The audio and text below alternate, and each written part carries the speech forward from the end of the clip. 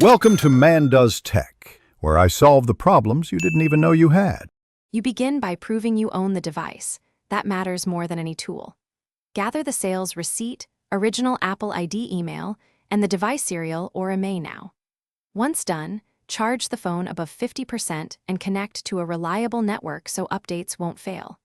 Make sure Find My iPhone is disabled if, and only if, you can sign into the linked Apple ID, because attempting bypasses without proof will block legitimate support options. You should next contact Apple support directly and request activation lock assistance.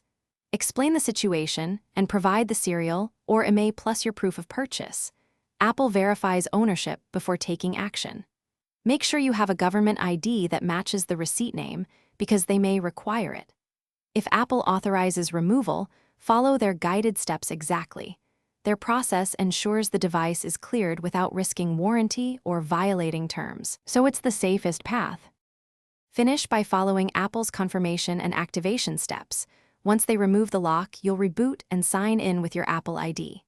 If Apple cannot assist because ownership can't be proven, contact the seller or original owner to obtain credentials or arrange a transfer. If something goes wrong, make an appointment at an Apple store with all original documents. That in-person route resolves many verification issues. Keep receipts and ID handy. They are the single most useful troubleshooting item. Thanks for watching.